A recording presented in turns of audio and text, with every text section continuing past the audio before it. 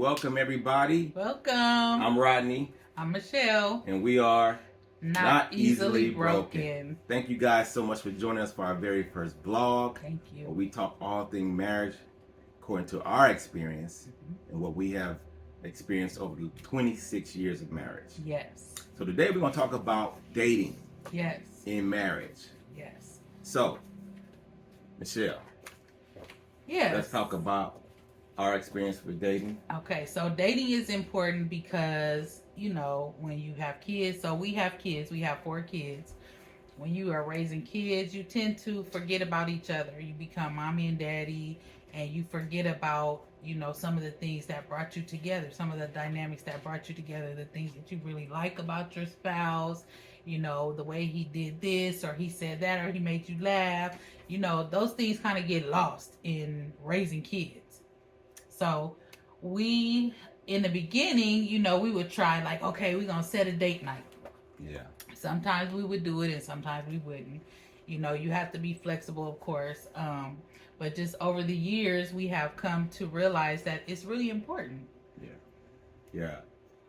When you're raising kids, and we have 4 kids, right? It's really hard to squeeze in date because we got football practice, we got baseball practice, we got softball practice, we got dance, and everybody doing something at different times. So it's really, it's hard to squeeze that in. Now that we are empty nesters, we're really getting back to our first, when we were dating, before we had the kids. Yeah, it is hard, definitely, to squeeze in those dates, but it's so necessary. I don't know if you remember some of the things we would do is like buy Chinese food and spread a blanket out on the floor in our bedroom. Yeah. And then just, you know, have dinner on the floor. Yeah. Like stuff like that is just being intentional about having some connection time because it's hard when you have kids. It's very important to nurture your relationship. Yes. Very important because you can get lost in being mommy and daddy and not Rodney and Michelle. That gets lost. So we want to talk about those things today in our experience and how that we navigate around those things. I think going back, now our baby is what, 22 now? Yeah, she'll be 23 so, this year. Going back, we did things like a lot of things we did as a family, right? We did with our kids. Yep. And so, but when we wanted to get away, I remember when we went to Vegas. And we had, our baby was, how old was she? Was that Joshua? Yeah, that was Joshua. That was Joshua. So Joshua had to come with us. Had to come with us. And that was supposed to be our getaway. And we had to bring him. And I remember. Little blocker. Right. I remember them taking him in the sun. Oh yeah. And he turned red immediately. He got heat rash. Yeah. Because he was young. He was probably less than 2 years old, probably. Yeah. So what was your favorite date so far? Like just overall, you know, from then to now, what are some, I mean, of course now we could do things way more extravagantly, you know, taking trips and things like that. But when it was simpler times, like what is one of your favorite dates? I think some of my favorite dates is where we just would get in the car, maybe go to the beach, you know, get a quick bite to eat, or even just going to the movies. Just any time that we could squeeze in was one of my favorite dates, you know. So if we could just go to the beach, sit out there and watch this, you know, the boats pass by or whatever, those was fun. You remember we used to play hooky from work? We'd go drop the kids off at school and then go have breakfast, go to a movie or do something and, you know, just have a day. Yeah. Those were good. Yeah. So I would say just try to squeeze it in any way you can. Is basically what we're saying. I mean, it doesn't have to be expensive. It doesn't have to. You don't have to spend a lot of money, but it's just about having that quality time and keep an open mind because there are things that you like. Well, I don't think I would like to do that, and then you go and you like, oh, that was cool. I remember one of our trips that we took for our anniversary, and we drove up the coast. And I had planned out this whole thing. I'm like, yeah, we just gonna go with the flow and we just gonna stop where we stop and, you know, it's gonna be fun. And he was like, because I'm the freer spirit. So I'm the one that's like, let's just do this. Let's just see what happens. And he's like, we need a schedule. Where are we going? Where are we going to stop? And what did you say at the end of that trip? One of the best vacations to this day, still. That was one of the best vacations I ever had. It was so relaxing. It was so peaceful. You know, we got away from the hustle and bustle of city life, and we got out there and we drove along the coast all the way up to San Francisco. Yeah. It was great till we got to San Francisco, and then it was back crowded again. Yeah. But keep an open mind, because sometimes, you know, like that wasn't necessarily a trip that he would have chose for us, but I did, and he loved it. I loved it. He didn't think he would like it, but he loved it. And so just keep an open mind. What about some budget friendly dates?